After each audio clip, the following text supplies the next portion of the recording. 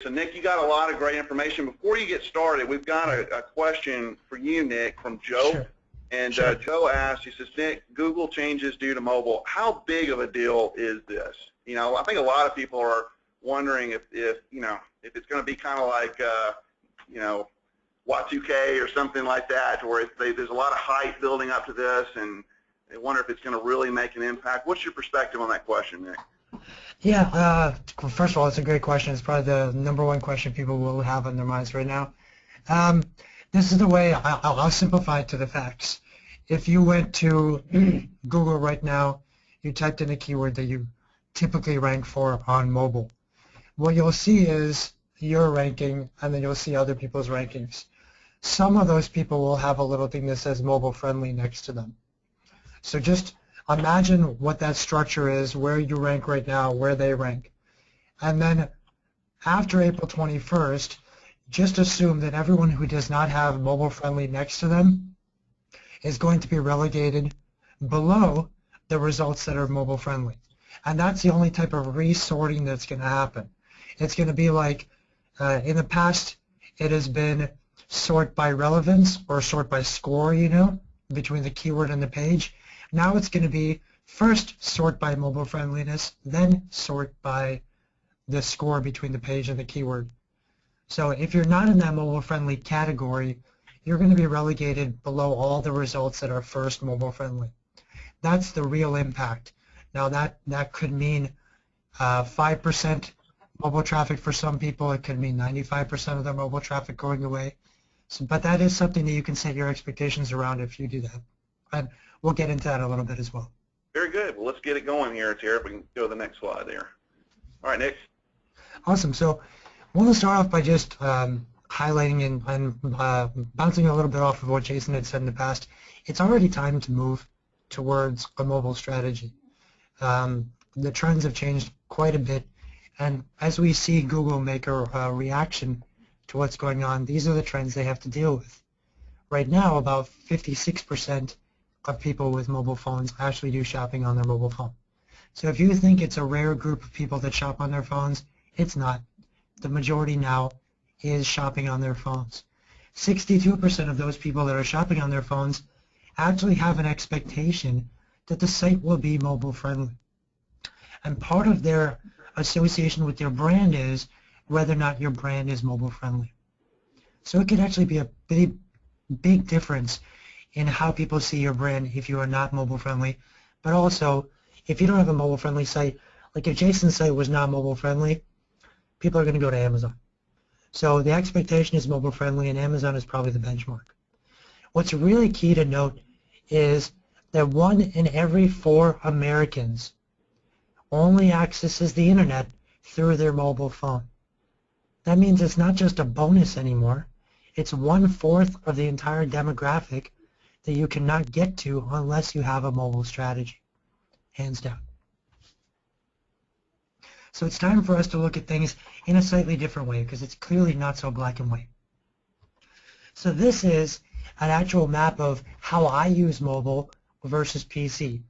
And I want to emphasize and impress on people that you use your mobile phone different from PC. So don't expect that when you look at data that it's going to be the same for PC and mobile. The benchmarks are different because the users, the use cases, and the experiences are so different. For example, I only do shopping on mobile, most of my social on mobile. I almost read all my articles on PC. I do email on both. I pretty much only check weather when I'm on mobile. If I'm traveling for food, then I'm on mobile. If I'm planning for travel, I'm on PC. And if I'm doing my AdWords work, I'm on PC. And similarly, I think everyone can see that their own map of how they use mobile versus PC is quite different. That means you need to start addressing it in slightly different ways. If anyone remembers the old 90s movie Zoolander, where Derek Zoolander has like the tiniest phone, there was this prediction a long time ago that cell phones were going to get smaller, but that's not what happened. Because people wanted to access the internet through their mobile phones, but found the sizes constricting, you've got Google through their Android devices pushing for screen sizes to get bigger. And the screen sizes continue to get more tablet-sized. And now that Steve Jobs and his ban on going tablet-sized is no longer relevant to Tim Cook, now you've got Apple jumping in with the 6 Plus as well. So we're actually going to see better user experiences based purely on the fact that sites are now going to map better to larger screens. And in addition, this is probably the most important thing for us to realize right now in terms of why responsive is really going to outlast MDOT sites. It's very simple. In the past, we had device classes, tablets, PCs, and mobile. But we don't have those classes anymore. In between the phone and the tablet are phablets. In between tablet and laptop are convertible laptops or touchscreen laptops. If the devices don't even exist, then why create MDOT sites? Responsive sites only respond to size, not to device type. That's why it maps to the future much better. If you're going to put some money into a mobile site and you can spend twice as much on a responsive site, you might as well go responsive, and then you're globally making changes to your website that impact PC, tablet, phone, phablet, and convertible all at the same time because it's all part of one responsive site. Much better for future outlook. So with that, we're going to launch our first poll. Now that we're challenging that there are no devices, we're challenging that people use things in a totally different way between their mobile and PC. We're going to ask the audience to weigh in on this. If you had to choose, what's your number one preferred method of accessing the internet to shop? Is it mobile phone? A larger mobile phone like a phablet? A tablet? Convertible or touchscreen laptop? Or a laptop or PC? We have a runaway train here, Nick. Yeah. A lot of people voting here. Okay. So whenever you guys think it's plateauing. Okay. I think we're good. All right, let's stop it.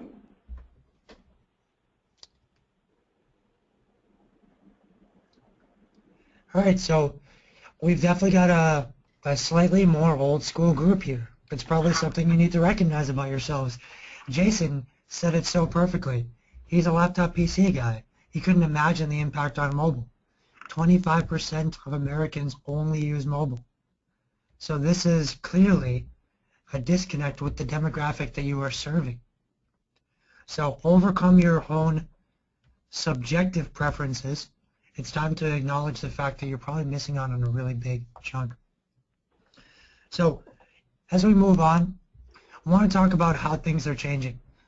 ROI, the discussion has already come up. How am I going to know whether or not mobile is actually impacting things? And the reason that conversation gets really nebulous is people say, well, if someone's using mobile for a few clicks and then they go to a PC and buy, sure, mobile helped, but how am I going to know that attribution? So this is a question that has been posed to the marketing giants, Google and Facebook, for a long time. And it actually took them a long time to figure this out. But Google is now working on a beta release. I know we have access to it. It's a very limited release where you can set up specific code in your website so that if you allow people to log into your website, you can see the cross-device path and the cross-device attribution between logging in on mobile, tablet, and PC. And that can be extrapolated as a sample to represent the rest of your business. And you can create much stronger ROI attribution models from that. So great job, Google, on that. They've taken, the first time I heard about that was in a private meeting. It was all under NDA with Google last year, and they just started to release this a few weeks ago in beta. So it might take some time, but this is going to answer huge questions. In addition, if we go and look at what Facebook has already finished doing for quite some time now, well over a year, Facebook has used a Facebook unique ID. So if you sign into your Facebook on your PC and you sign into Facebook on your mobile, it's actually connecting all the data that it's tracking between the two. So when you're doing remarketing, this is how it works. I go to Jason's site, and then I happen to sign into Facebook on my PC. When I was on Jason's site, I added to cart, but I abandoned cart. Now, maybe I was looking at Jason's site during work. Probably not a good idea, and I didn't have my wallet on me. I forgot it in the car. I go home, I'm sitting in bed, I'm on my mobile phone, I'm checking out my Facebook news feed, and an ad will come up specifically for the products that I added to cart on Jason's website while I was on his site at work. That is cross-device targeting, cross-device attribution, and it's all thanks to the Facebook ID. This concept of a universal ID is going to change our way to measure attribution across devices. So those of you who are really concerned about measuring the ROI of an investment going mobile, that is going to get answered by the giants. You don't need to worry about it so much. Now that brings us to the marketing giants getting to the point where they say there is now a critical mass of mobile-friendly sites. It's time for us to go ahead and start making some changes. So Joe had asked the question earlier, what's the impact? This is what it looks like, right? So you type in a keyword that you're ranking for. Let's say you're not mobile-friendly, but right now you're number one on mobile for that keyword. Then you got 2 mobile-friendly sites under you, another none. Mobile-friendly, none, mobile-friendly, none. You and your buddies over here are all going to have to move to the end of the line. Anyone who is mobile-friendly right now is going to get pushed up. So that is the change. Google has already created the rules to know whether or not you're mobile-friendly, and they've had those rules there for a long time. Don already mentioned that. All they're doing now is saying there are enough sites that the results will be good enough for us to change this now. So mobile must-dos for SEO. How do you prepare for this? For starters, you need to just accept it. This is how the world of Google works. In 2008, Google didn't want top results to be identical, so they made sure that only one instance of duplicate content goes in the primary index. In 2011, Google didn't want low-quality content stealing top rankings, so sites with low-quality content were admonished by Panda. In 2012, Google didn't want to reward SEOs for gaming their system with keyword stuffing or backlink stuffing or navigational stuffing, so all of those techniques that annoyed the user were now frozen out by Penguin. Now it's 2015. Google wants mobile users to feel confident when using Google on their phone. Jason mentioned this. They work on ads. So if people don't like using Google on their mobile phones, they're not going to get the ad revenue. So they're dramatically increasing the quality of the results by just pushing down those non-mobile friendly sites a little bit and pushing up the mobile friendly sites to the top of the results. So how do you get to the next step? Step 2 is verify. Go ahead in your mobile phone, type in your website, check out whether or not it says mobile friendly. If it says mobile friendly, you're good to go. But some of your pages may not be mobile friendly. And this is a page-by-page algorithm. So step 3 is going into your webmaster tools. In your webmaster tools, you can go ahead and see all the pages and all the number of errors that are coming up because maybe 60% of your site is not mobile friendly. 40% is going to be fine. But that other 60%, you can find all the errors right through Webmaster Tools right now. And if you click on that Inspect Mobile Issues section, it will tell you what the problems are. Now these are the 4 major problems. Viewport not configured, small font size, touch elements are too close, content not sized to viewport. You have to ask yourself, where did these rules come from?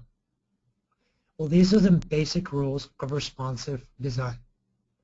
The way Google instructs everyone to do responsive comes down to these 4 major concepts. So it's no surprise that responsive sites are going to get the best scores. Once you start addressing some of those issues, every URL you fix, go to the mobile-friendly test and type in that URL, and it will tell you whether or not it's mobile-friendly now or what errors still exist. So as Google sees them in real time, you'll get fixed on the mobile side. So hopefully that was helpful. I want to ask another poll real quick. Obviously this information's been out there for quite some time. Everyone has about 20 days before the update comes. Have you tried looking up your site on Google Mobile to see if your site is mobile friendly already? Yes, it is mobile friendly. Yes, but it's not mobile friendly. No, but I'll check later today after this informative webinar.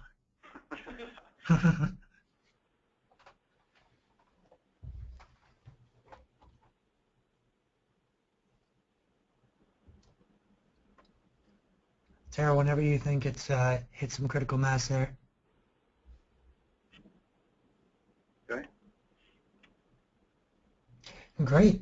All right, 47% are already mobile friendly. 35% are not mobile friendly.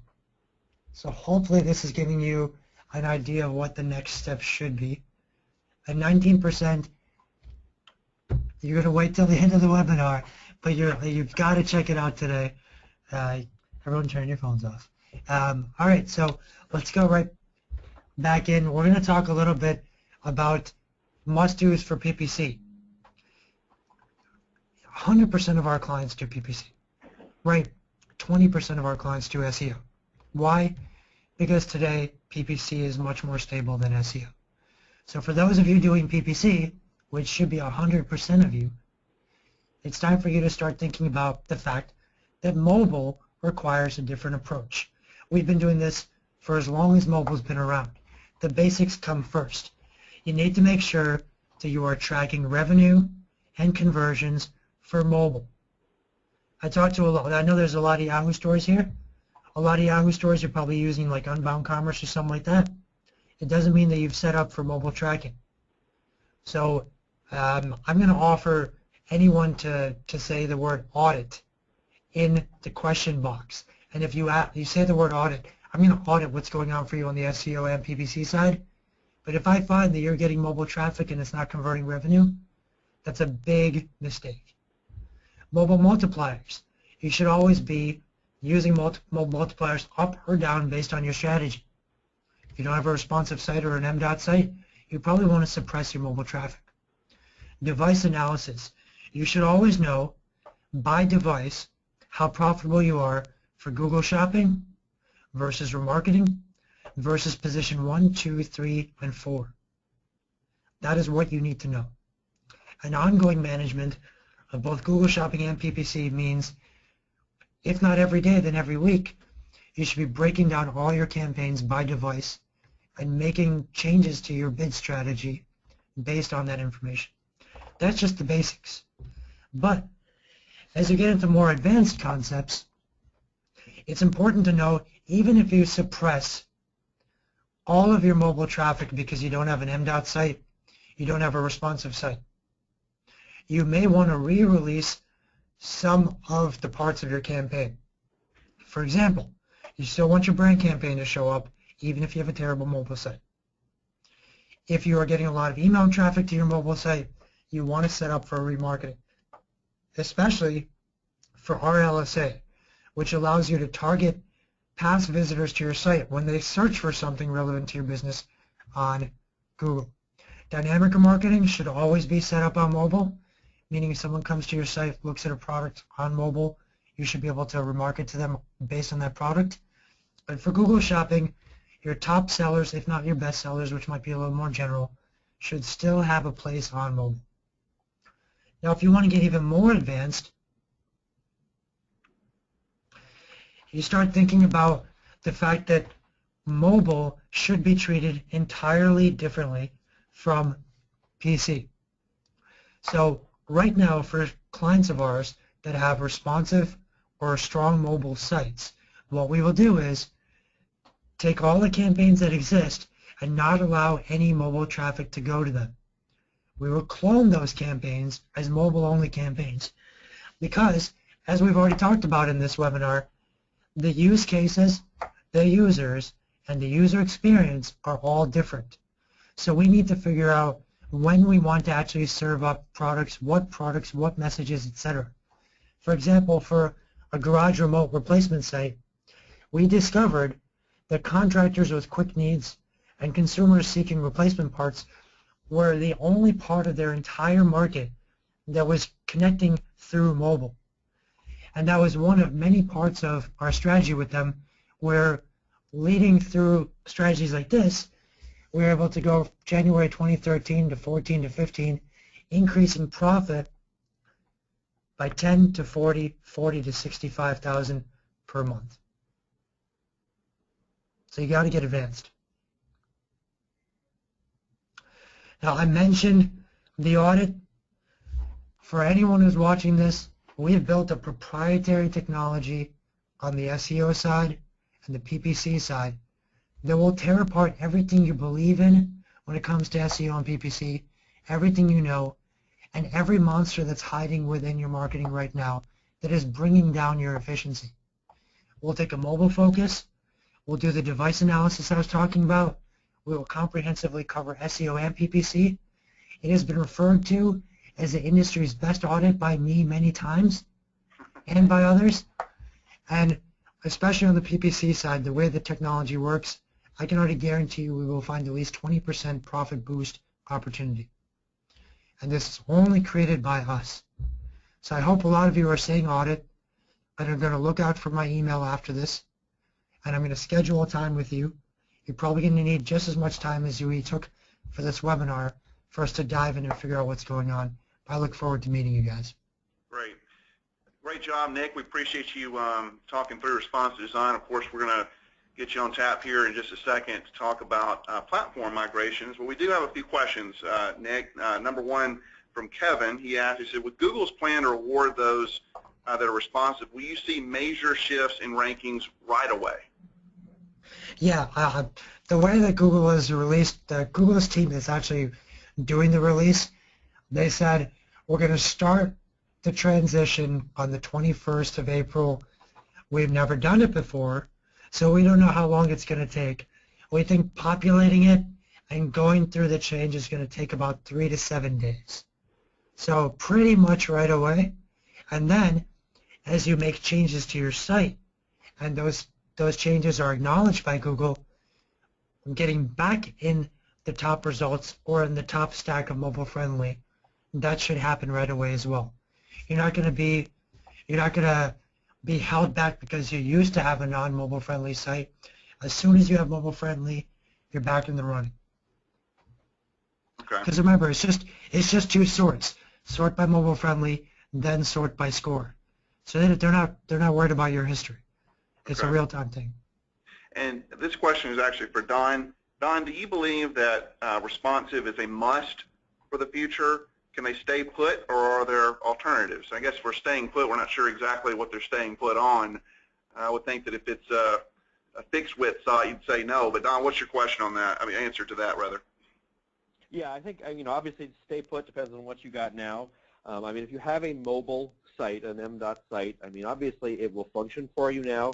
But I think across the board it makes sense long term to be looking at a responsive site. It's more expense up front to do, and there's more involved in doing it. But I think long term it pays off both in experience, in conversion, and in it actually ends up being a lower cost of ownership long term since you only have one site to worry about, one site to update, and you can target these various devices of different sizes without having to worry about, oh, I've just got one little mobile site that it just does this on every single device. So I think long term, I think you have to be thinking about it. Right. And Don, what, in your opinion, what are the advantages of a responsive design over a mobile version such as Unbound Commerce? What's your take on that? I think once again, it's great that the mobile site will check off things, and you can do some things on mobile that are great, and it's quick and easy and cheap.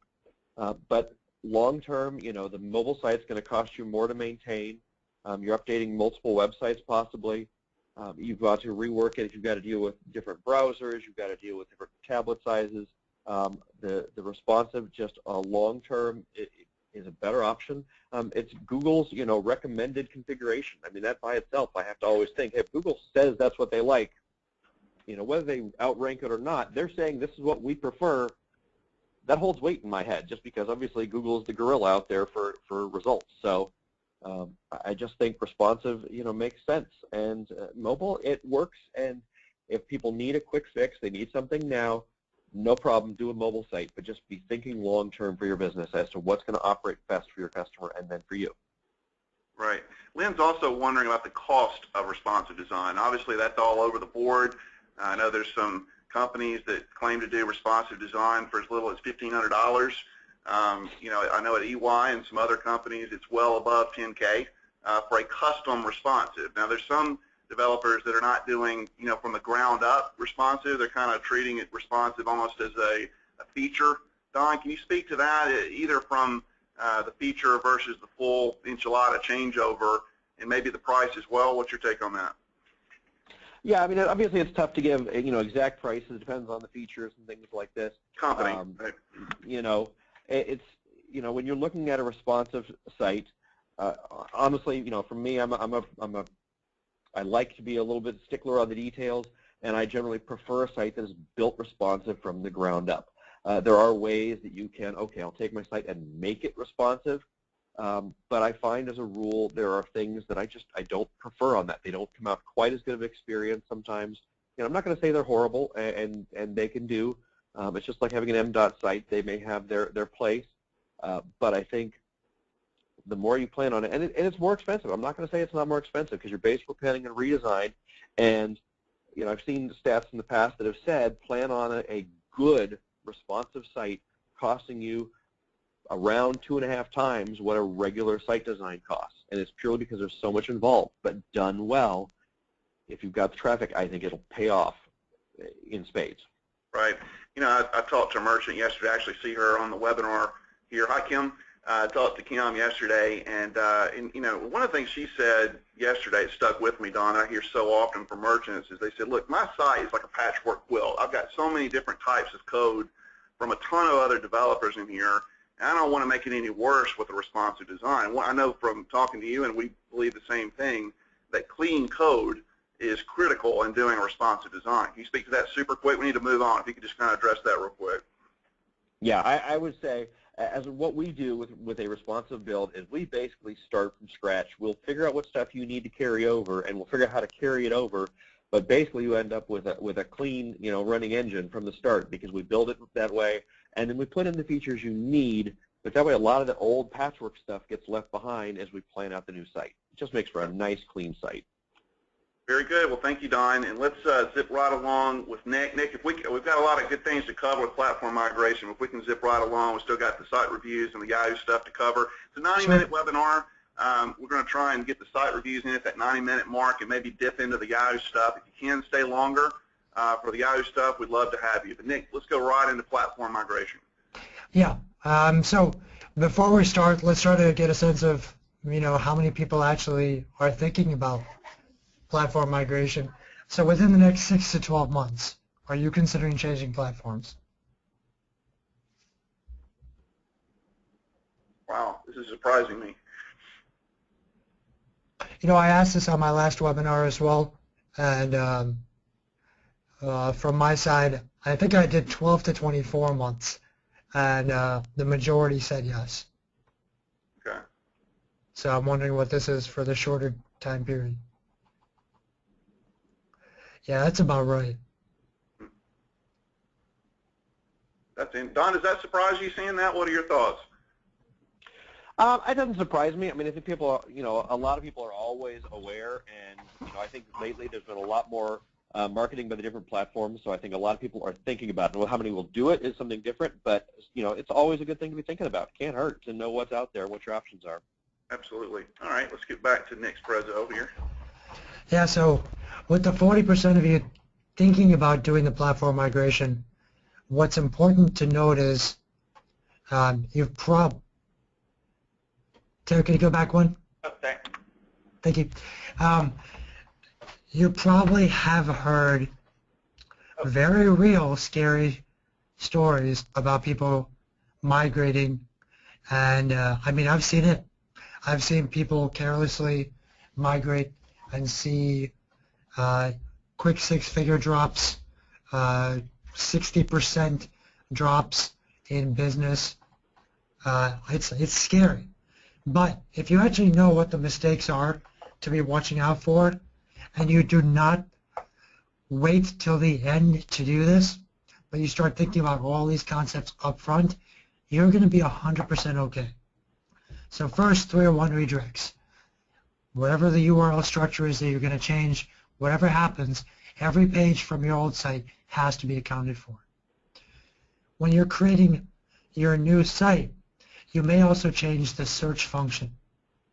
You need to make sure that the taxonomy of the old site is mapped to the taxonomy of the new site in search. Panda inflation. If for some reason you go from a site that has 1,000 pages in Google's index to a site that has 50,000 pages in Google's index because the e-commerce platform company said, you know what would be really good if we have all these search pages indexed? They don't understand SEO. Don't listen to them. What happens when you do that is if you already have a low Panda score, your Panda score gets infinitely worse. And that gets applied to all your rankings. And you will need to go through a full consolidation program after that. Content removal. If you're going from one site, one platform to another, and you decide not to add the content that was on the pages from the old site, remember the value of your pages comes from content, not from backlinks, not anymore. For duplicate content, Panda and Penguin rules, it's all about analyzing the content on your site. You get rid of it, your site's page is worth 0. Pagination indexing. If you have a category where there are 400 products and you're showing them 40 at a time, make sure you only get one page indexed by Google, not the other 9. All 301s and canonicals. Sometimes you've been working with an SEO team for so long, you don't know how many 301s they put out there, how many canonicals they put in place, and now when you switch platforms, you're not carrying those over, well, you're going to miss out on a lot of careful coordination that was put into it. Finally, quote-unquote, blowing up the nav. If you go from a navigation, however it's structured, to a different structure, you're going to get a change. The authority per page comes down to where it is in the hierarchy of the website. And that is denoted by where the page lives in the navigation. If you go from a navigation of 60 links to a navigation of 600 links, everything changes. So your SEO team needs to be super careful about that on your behalf. Now, when you're doing the replatforming, your PPC team also has to do a lot of different things. For example, they need to update all the ads if there's new URLs. If they were mapping the search pages in the past through ads, they now need to figure out how those search pages have changed. Is there a better experience now? Did you take some pages that used to be in search results, now it has its own category? Have you limited the search pages? All of that information needs to be carefully analyzed so that the ads are not sending people to the wrong page or a blank page. Behavioral shifts.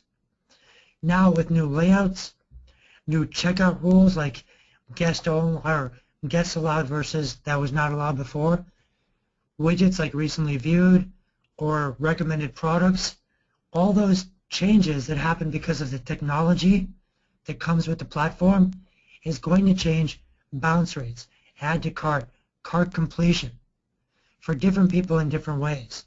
Your PPC team needs to figure out how that is changing the data and act upon it. If you switch platforms, sometimes your feed is not going to be connected the same way, or you have to change feed providers, and some of the old optimizations that you did in your feed are now gone. So your PPC team should be accountable for those changes. And as you switch, they should be using the Merchant Center diagnosis tool to make sure they understand all the errors that are happening and prioritize them to get them fixed.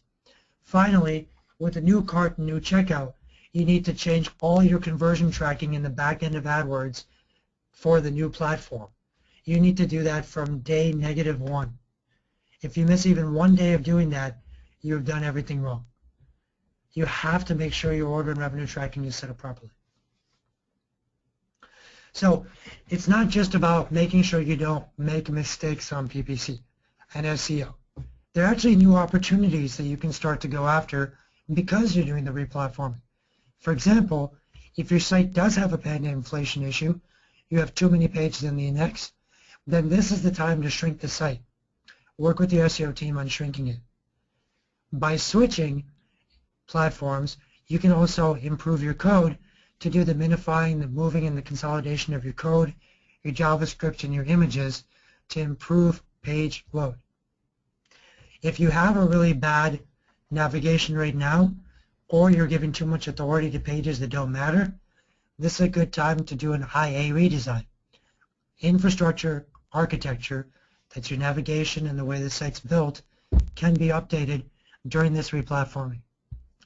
Because you're changing and you're going to get reindexed, actually if you have new content for Google, it's a great time for them to digest and ingest that new content. On the PPC side, a lot of things may have failed because of your platform. Jason talked about how there were just these little things that he was unhappy with the old platform. Well, now that you have fixed those things, a lot of the old failures can be tested and it may work now.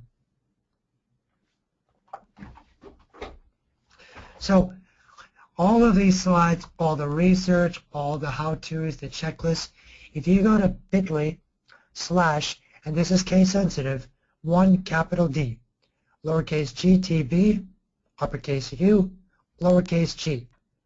Please take a moment to write that down, find a pen, open up a Microsoft Word, whatever you need to. If you go to this page, you're going to download an ebook version of every single slide that we just covered right now. That way you can make a collage on your wall or something. Actually, don't burn through the printer paper. It is a mobile-friendly ebook as well, so enjoy that. And if you ask for an audit during that part as well, remember I'll contact you, and hopefully you guys enjoyed that.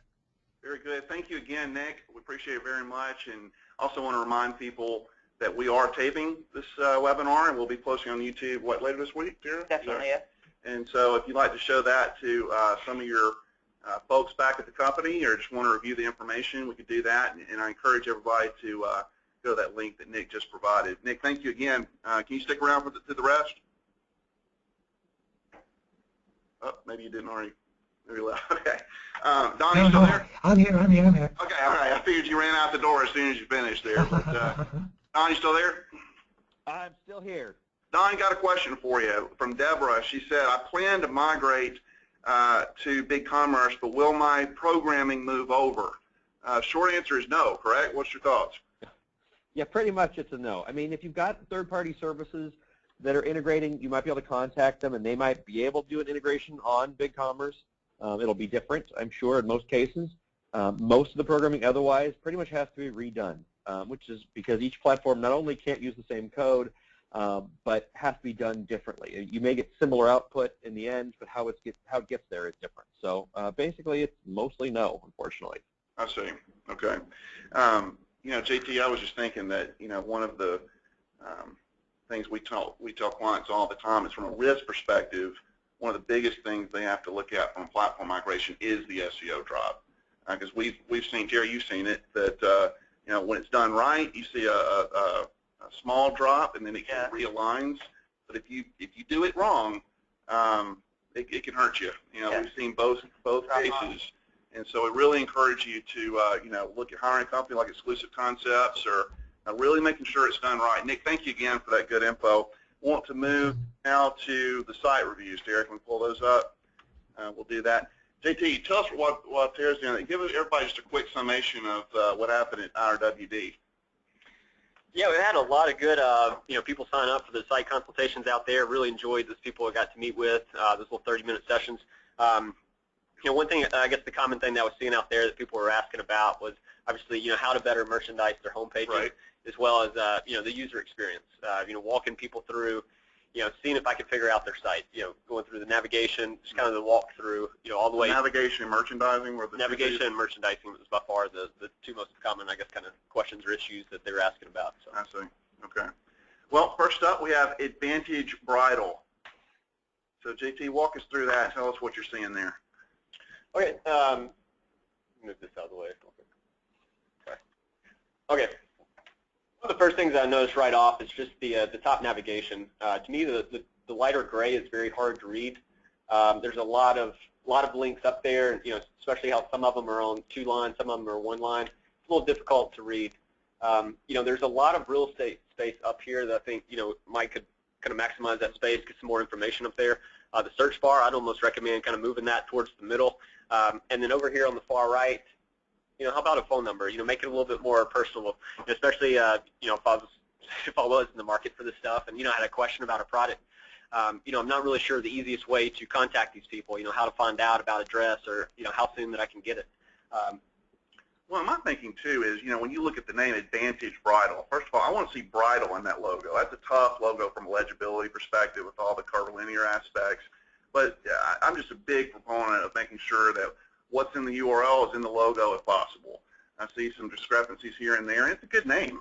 And also, let's put the advantages out there. What is the advantage of shopping your store versus the other guys? It's not real clear, especially above the fold, from why to shop at this store. But JT, what else you got here?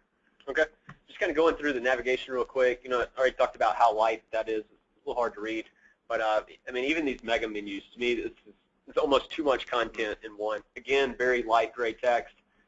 I don't quite understand the the 2 columns one. This one's so short.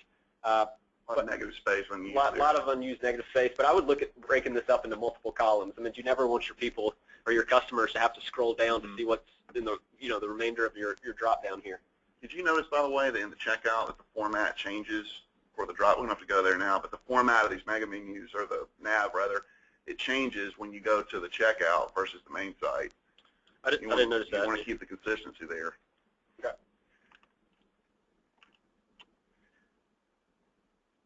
Again, just kind of moving down, like Eric was talking about, the advantage, what sets you guys apart from your competitors? I would kind of look at breaking this space up here with possibly something like that. I mean, the rotators themselves are very large. It pushes everything else down. So right away, I mean, it's really quick. It's really quick. You can't even read hardly everything. That's right. But like, what sets them apart from their competitors? Right. Showing that they're on the homepage. One of the biggest rules, folks, I say, tell who you are, what you do, and why it matters. And most people miss number 3. Why does it matter? Why do I need to shop with you versus the other guys? Okay, let's just go to an interior page.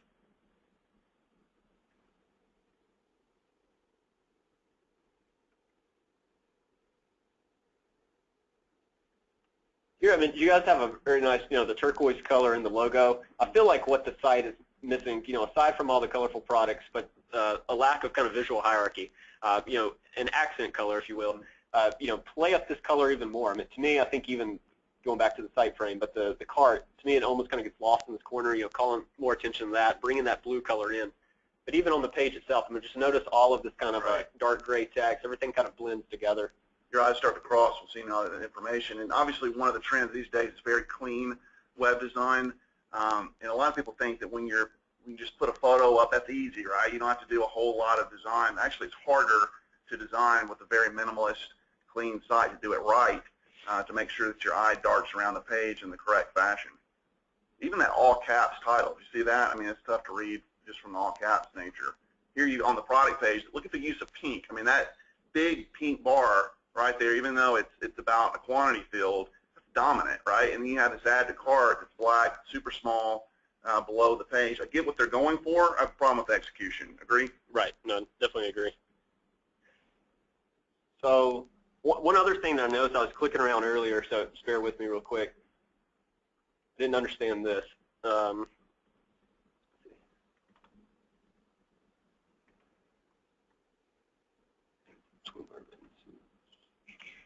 was it? You're on the bikini page. It's okay if you're getting flustered there, JT. Swimwear. You see swimwear bathing suits?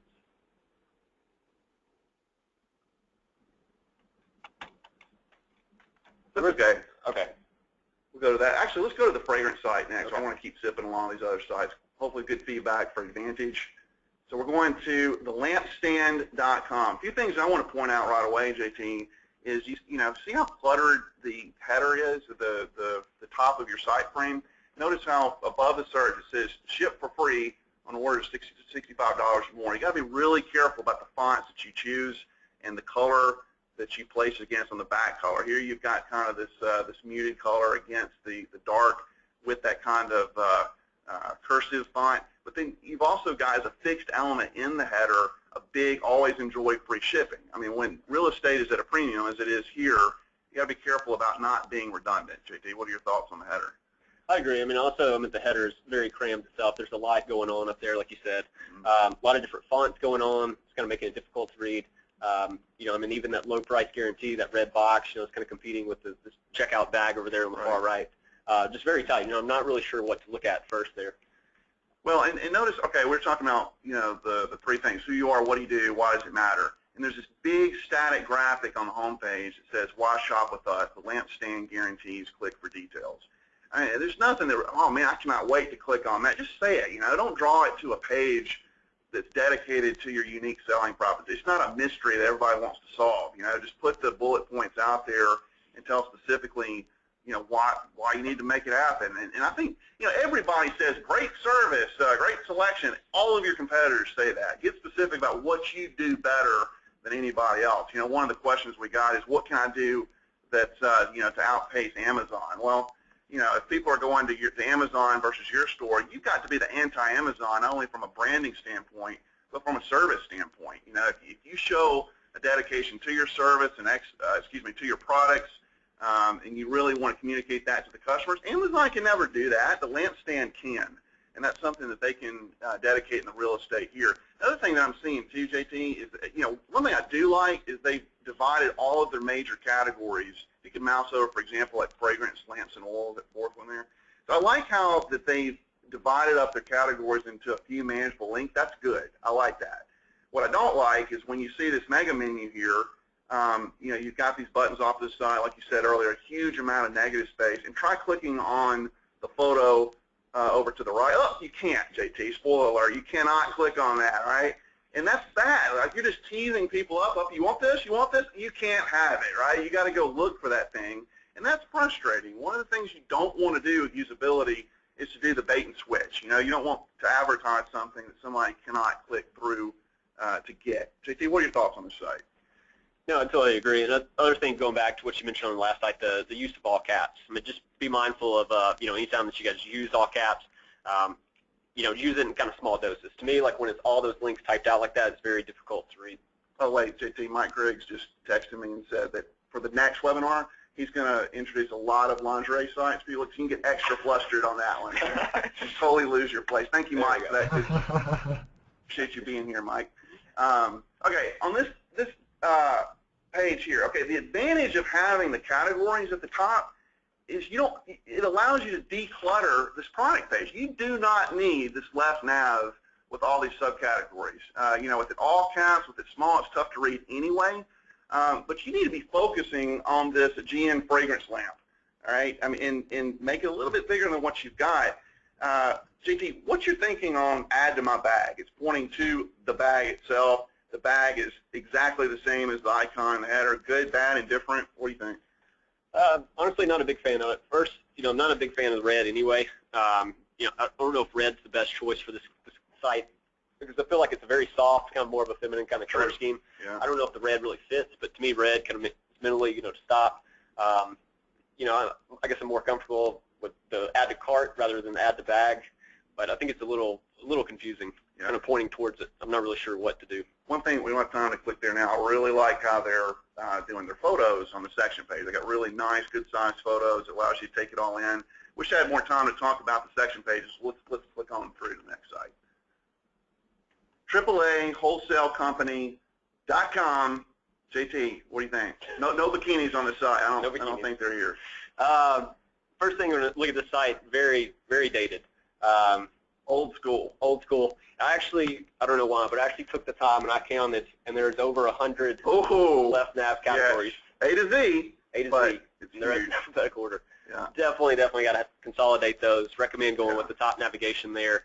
The page just lacks merchandising. There's no visual kind of imagery on there. There's a lot of text you're forcing me to read. Let me stop you there. I think, if the merchant's listening to this, they may be going, all right, smart guy, how do I consolidate that? Well, notice how they've got a lot of brands there. Do a shop by brand drop down. I mean, consolidate it. And by the way, don't put all your brands in a shop by brand drop down. All right, you need to list it to like the top sellers, maybe 10, 15 max. But listen, I come across store owners all the time, and they're like, well, I don't want to, do anything to make this brand look like it's in a negative light. Right, I get it, but at the same time, it's the 80-20 rule, right? All your brands are not selling the most, and I definitely believe in pouring gasoline where there's fire. Just make sure that you've got a link to go browse all the brands. You just don't need to, inundate people with a huge list as you're seeing here on this left nav. Agree? Agreed. And last thing too, I noticed there was a couple products on the home page, but I have no idea what these are. They're kind of missing the titles, the price. Hazmat suit. Yeah. Come on, man. They click that. You wear that every Thursday. Maybe I should. Okay, let's click through to the interior page. Okay. Well, this is where the photos are missing here, so we went the opposite end here. Just a bunch of text links, right? Right, again. It's kind of odd with these divider bars. I'm not really sure what purpose those serve, but I feel like it's missing the imagery. I understand we're shopping by the part number here rather than the picture, but I feel like there at least needs that visual kind of imagery on there, that connection. It's a little better with the product images here. Again, not sure about the divider lines. Yeah, it's bad formatting there. Wow, what is dominant on this page, folks? For $100, what do you think it is? I mean, that is absolutely just taken away from the entire user experience. I mean, it's alert, danger, Will Robinson. You see this big red box here. I mean, the add to cart is kind of struggling against that. That's hurting you. Again, with the left nav, not necessary on the You don't page need level. it. Absolutely. All right, let's go on to the next site. Okay. Here, how are we doing? Very good. Okay.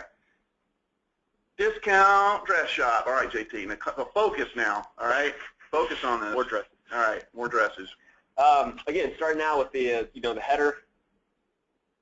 I would do away. I've seen a lot of these lately. These scrolling marquee bars. I know those were popular like 10 years ago. Yeah. Don't Like a think resurgence? No. I don't think so. No. Okay. But they're a little distracting. But I would look at the way that this is treated compared with. Whoa, Well, what do you think? Wait. Now's your chance. Select to redeem coupon instantly. I'll pass. Okay. Don't need a dress this week. I would look at how like this bar is treated compared to your top navigation. Right. Very similar. Height, the way the black That's a text good is on point. the background. Yeah. So now I'm trying to figure out which one of these is my actual navigation. They're kind of competing. Well, and one of the things I see all the time, we just saw on a lampstand with a congested header. You really want to take note of how many layers of text that you're putting out there. In this one, you've got the California location, the login and register line, the search line with the cart that's kind of getting sandwiched between all this stuff, creating a lot of tension there. Of course, the logo, fast shipping, and the local number, and then the nav bar, and then you get down to Cinderella collection. And so all of this starts to really compound the user experience. And keep in mind, that's consistent on every page, right? So you have to take that into account everywhere you go. Right. And again, the left navigation, redundant, being on the home page. The stresses by event is the only one that I don't see across the top. True. Yeah. I'd recommend, making these smaller across the top. And then You click on those at least? Can you on the images? the images. Yeah. Okay. There you go. But moving that dresses by event as a drop down up top and losing the left nav. Right. And JT, I'm seeing this a lot too on some sites, is where they cover up the product with the title. I mean, listen, you got to flatter the product, and if you're putting apple green, Terry, you agree? Yeah, and it's definitely redundant. You have aqua, and then right below it you have aqua dresses. Right. So There you go. double labeling. Okay, let's go on to home lighting fixtures here. All right. Sorry, lighting showroom. I was reading the tab there. Lighting showroom, JT. There you go. Okay. More redundancy, right? Top nav, left nav. More redundancy, yes, exactly. On this one, too, is the search bar. I don't really get the double search there. Mm-hmm. I think it almost gets overlooked completely at the top. I'm not used to looking for a search bar. Yeah, right there. I see. Yeah, okay. I guess I was a little confused for the call for best deal. I mean, are the prices on the website not the best deal? I don't understand. No, you call for the best deal. It's saying it right there, JT. Look at the silhouettes, right? You're not even representing the product in the best possible light, right? We're just talking about flattering the product on the last site. Right. And here you're putting a silhouette of them. You know, I think you've got to really showcase your product in the best natural light, no pun intended. And you've got the, pun only partially intended, Tara. But then you've got the Best Buys below it, which are pretty much the same size, but now you're in full color. What's your take on that? Right, I'd agree. I mean, to me, you know, anytime you're shopping for interior decoration and lighting and stuff like that, I mean, it needs to be that emotional, kind of visceral shopping experience. Sure. And, you know, your customers need to connect with your product. And to me, you know, with the silhouette, I don't get that feeling at this level. Right. Well, you know, I'm sorry, I could not find it. Okay, you're teasing me from, there's the bait and switch. You know, I'm clicking for something right on the home page. Let's see. So if you go to, let's go to, or make our way to, well, nothing here either. Let's go to, oh, there it is. Okay. Let's go to the fans here. So one of the things here is you're selling fans. You know, you've got a lot of naturalistic colors. Notice how the brown, though, starts to blend into that. And so this is an example where the color of the site needs to take a back seat to allow your products to take the front seat, okay? It's just a lot of brown. Then you've got, at least they've got to add to cart with that kind of turquoise color that's popping out. But you've got a lot of information below that, which is kind of compounding the experience here. What do you think, JT, on this? I agree, definitely. You know, streamlining the buy box, kind of removing any unnecessary information that's not pertinent to the buying process, kind of take that out of the buy box and kind of move that down. I think the whole bottom section with the specs, related items, that could be configured a little differently. More full width. Again, less navigation here, not necessarily on the item page. That needs to go away. That's going to give you a lot more kind of real estate. It's just declutter. That's what they need to take away, right? Declutter on the product page, well as the checkout. Let's go to scootercatalog.com. Tara, do you ride scooters in Canada? Are they big into scooters? Yeah. Really? Yeah. They're all in. Okay. As much as here, anyway. Okay. Tara, do you want to get social and save 5% now? I'm already social. Okay. So here we go. We've got Scooter Catalog. So right away, at the top of the page, you've got a giant paragraph with an animated GIF. JT, are you a fan of that? No. Okay. Top nav with the all caps, small white text against the black bar. Super fan? No. Okay. All right. So we're already off to a bad start here. I like the name. I think Scooter Catalog. I don't get the kind of like scholastic look of this. I mean, I get the wheel and the icon, and I'm a big fan of icons, but you've got a lot of like minute detail in this, which is going to be prohibitive at smaller sizes. I want to get back, well, let's just go into the snap here. So when you go into like, let's say gas powered, all right, and then you look at like one of these subcategory or electric here, all right, look at, that's what I was going for. Two-wheel electric scooters, I've got a flyout here that disappears below the page. Best practice, JT? Negative. Okay, all right, we got to watch that. And I would highly recommend against having individual products, as you see here in the nav, right there in the nav, all right? Now, one of the things I recommend that you do is to have kind of a list view, grid view, because you've got the technical specs right here on the home page, but that's a lot to take in on the home page. I think the home page needs to be a little bit more of a visual summary without just the immersive amount of text here, huge amount of text. Save that for the section page, allow it for a list view, grid view for people to toggle between a vertical list versus horizontal and go from there. JT, what are you thinking? I like the badging though. I think that's good. It's just a kind of small. Right. Right, and like we were talking about, I think, you know, the homepage needs to be more of a visual kind of summary of everything that your site has to offer. Like, I want to see what all types of products, not necessarily. Right, okay. Very good. So let's go into our Yahoo discussion. Jason, everybody there? Nick? We're still here, yeah? Yep. All right, hope I didn't put you to sleep with this. Don, I got to zip through this. I mean, I had to zip through. What are your thoughts on those sites, though, as we're pulling up the Yahoo stuff? Any kind of overall thoughts there? On the Scooter Catalog? Well, just any of them. I mean, in terms of just like some of the sites we reviewed for the webinar, any kind of like... Yeah, I mean, there are certainly things, you know, I mean, if you go back to a couple of them, even back to the first one, we looked at Advantage Bridal. I can tell it's a responsive site, but there's some oddities when you shrink your browser, enlarge your browser, or when you flip your phone. That I just didn't care for.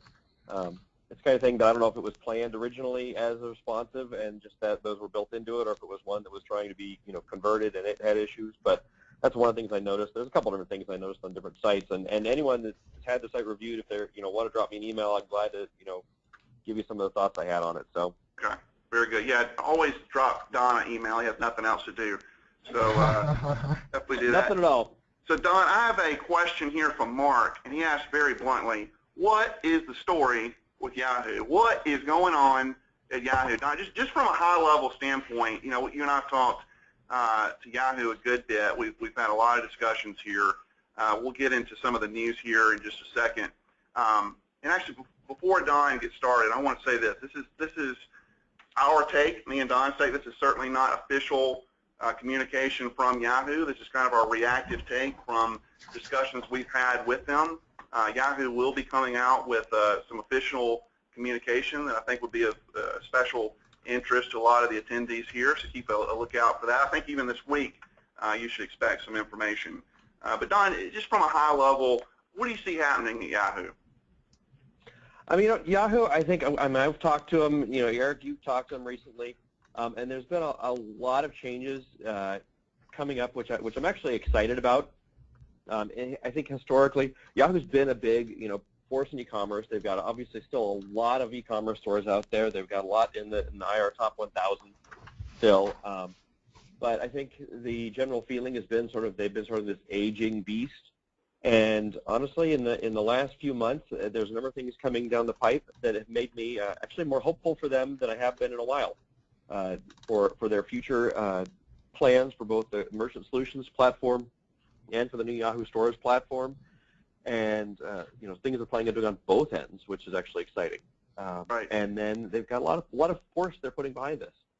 Well, people have seen probably in the news that they have a spin-off company. It's called, I guess it's kind of code name, SpinCo. There will be a new name given to it, but it is a spin-off company from Yahoo proper into something that is really focusing specifically on Yahoo Small Business. And Yahoo Small Business is really the tentpole for where everything is going with that. It's going to be interesting to see. From my perspective, Don, it's going to be interesting to see how, when they have the resources they've been clamoring for so long, what's going to happen, right? And so Yahoo Stores has kind of been in place.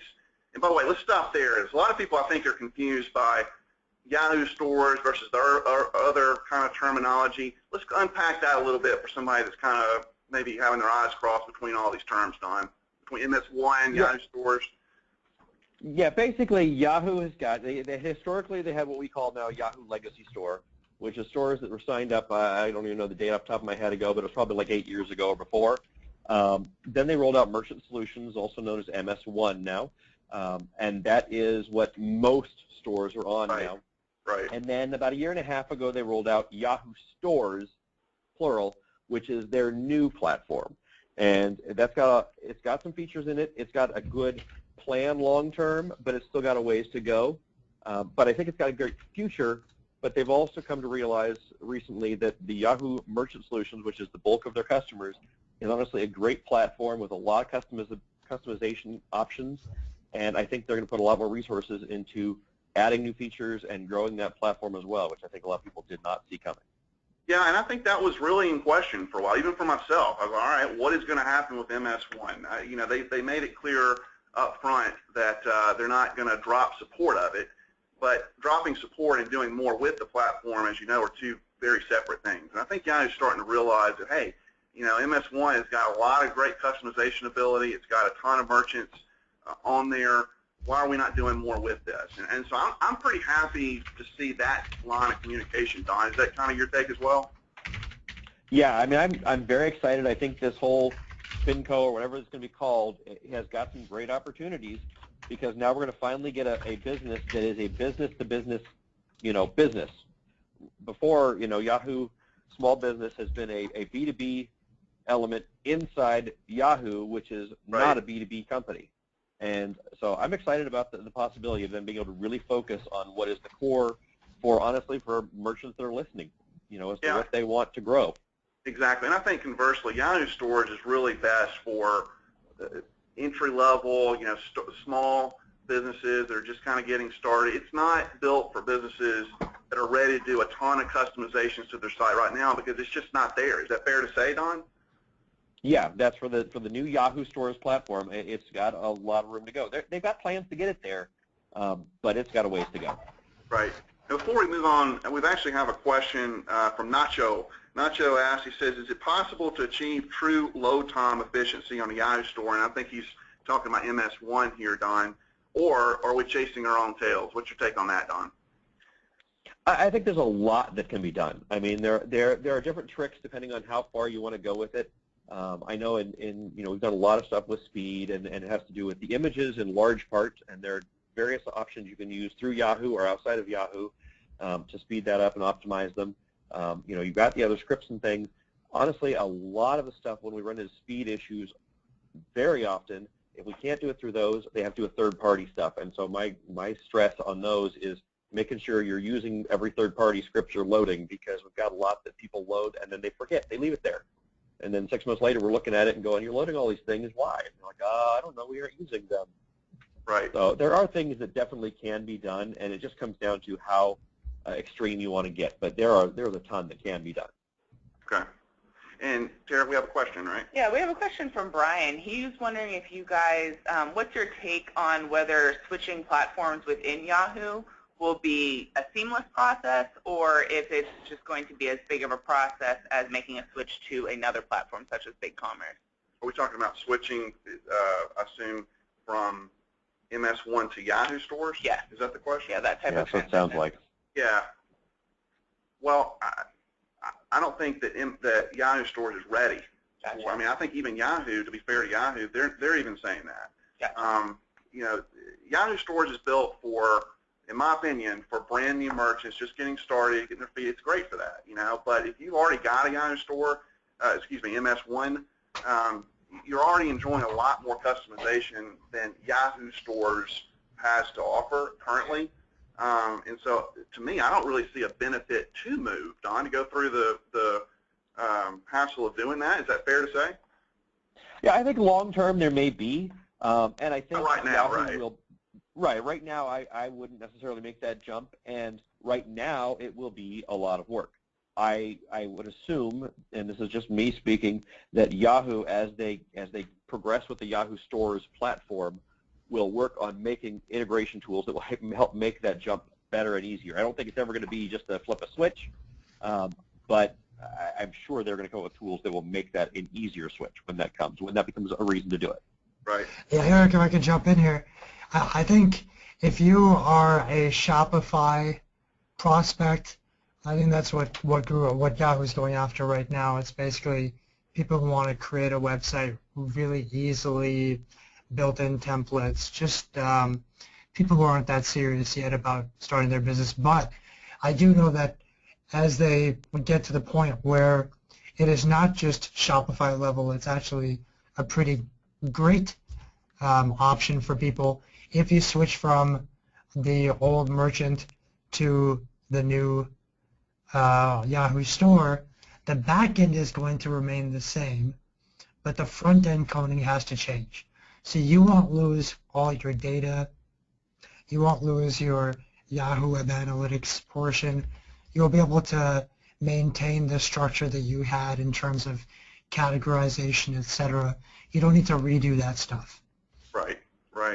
Well, and we've talked even on this webinar. I think we have to show kind of a balanced perspective. We've talked about people leaving Yahoo to go to other platforms. I've seen just as many people leave Yahoo, come back to Yahoo. I was talking to a merchant the other day that they thought the grass is greener on the other side, and they went over there and saw that it wasn't, and so they actually came back to Yahoo. But like Jason mentioned earlier, he did the analysis of what he needed for his store. And thought that Big was great, and it's, as we've all heard, it's been good for him. I think it's all relative. I think that a lot of merchants, they hear success stories from other merchants, go, okay, I want success, I want to do that too, and they're not really thinking about, what you can get on Yahoo. I mean, to me, one of the best things about Yahoo, you get some digs on different type of functionality limitations or whatnot. The customization ability is one of the best things I love about Yahoo. And I'm glad to see them kind of reaffirming support of MS1. Really, just from that perspective, Don. I mean, is that too stringent to say? What do you think?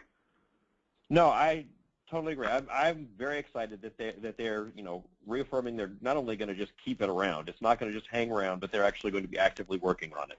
Right. I think that's great to hear, and I think when they rolled out Yahoo Stores, a lot of people's reaction was, okay, here's the new baby, we're going to ignore the old one, and it seemed like that was going to be the case. And now I feel like they're actually saying, no, we're actually going to do things, and they've actually got things moving forward with it. Right. I have a question from Tara that says, Eric, would you please move it along and get to some new stuff? Is that from you, Tara? Is that? Yes. Okay. All right. So this is actually a question from Ron. It says, I have heard the Yahoo platform has some improvements coming soon. Any news to share? Yes, Ron, we're about to share some news. And Michael says, I heard rumors that Yahoo will roll out a generic responsive template for all Yahoo stores in anticipation of the Google mobile update. Is that true? Well, that's true and false. Yahoo is going to be rolling out a mobile solution. It is not responsive. Don, what is it? Basically, as I understand it, and it's not out yet, so this is all my take on it.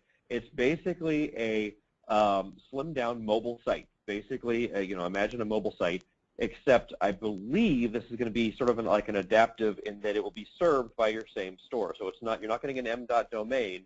As far as I understand, it'll be the same domain, and it will just serve the M.dot site, or not an M.dot site, but the page is for mobile.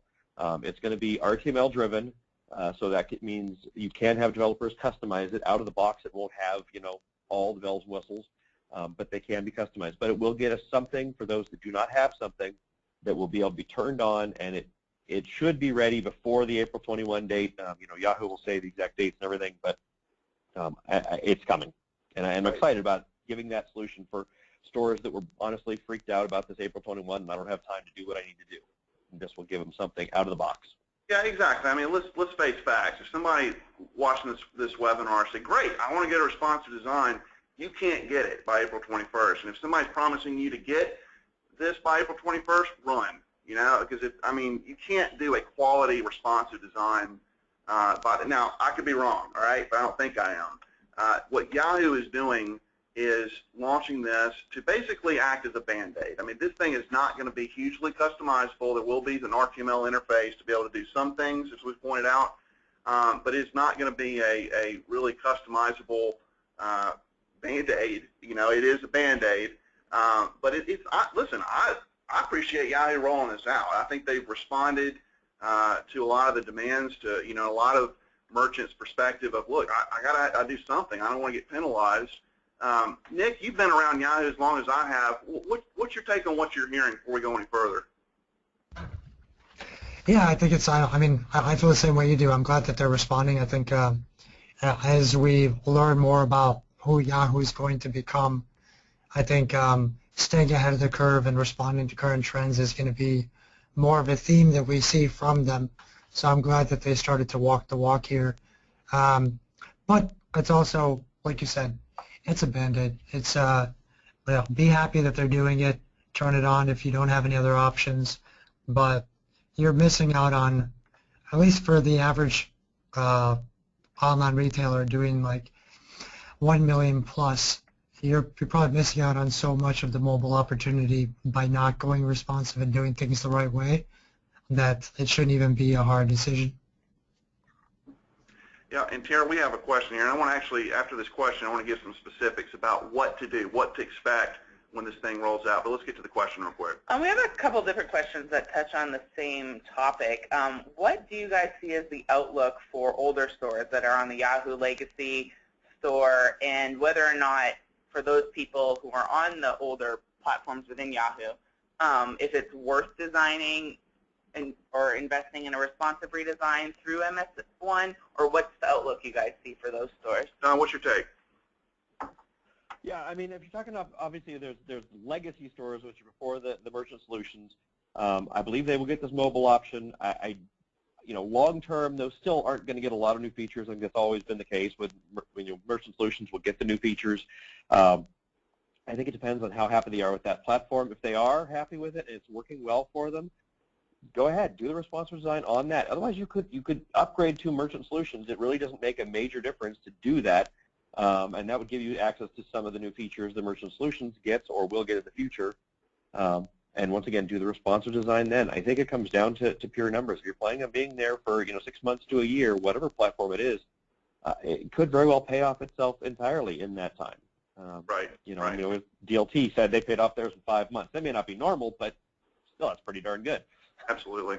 Well, the thing to keep in mind is this rollout, this Band-Aid, does not require any programming, okay? It will be part of your control panel. It will be set to yes unless you set it to no.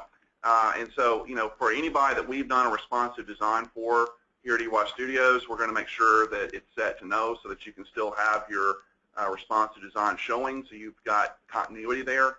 And I believe they're supposed to, guys, don't hold me to the dates, but, they're telling me this will be shortly before the deadline, okay? So we'll see exactly what dates they roll out with. Don, am I missing anything there? Did I cover most everything they can expect? Yeah, no, I think that's correct. I think Yahoo is making an effort to find those sites that do have a responsive or already have a mobile solution in place, so that this will not kick in on those. But obviously, if you turn those off or change things or whatever, you can obviously get it enabled or and just turn it on. So it will require you publish the store once it's available. You will have to publish the store once to make that site live. But I'm excited they're making some moves and helping out. I'm hoping with this new SpinCo, whenever it spins off, they'll be able to make moves like this quick and easy and help store owners out going forward. Very good. Jason from DLT Trading, still with us? Yes, I am, Eric. Jason, is your brain melting from what all we've covered on the webinar today? Do you think we shared a lot of good information for merchants from your perspective? What do you think? Yeah, no, I think we covered a lot of the bullet points and the majority of what merchants need, I think, to think about the process of what exactly they want to do going forward. Absolutely. Well, Jason, we appreciate you guys being here from DLT Trading, showing your perspective on the platform migration and responsive design. Nick Rajpal from Exclusive Concepts, thank you so much for your great information that you shared. I want to encourage everybody that does want to audit with Exclusive Concepts to get a hold of Nick, and you enter that into the comments or questions field if you'd like. And of course, Don Cole. Thanks, Eric. Don, thank you so much. Smartest man in the world, Don. I appreciate you being here, sharing your perspective. I'm contractually obligated to say that every single webinar. But Don, thank you for sharing your perspective. And guys, as you leave, make sure to fill out the survey questions right here. That'll pop up as soon as they leave here. And we'll see you next time on EY Live. Thank you, Terry and JT. Talk to you next time. Thank you. Bye-bye. Thanks, everybody.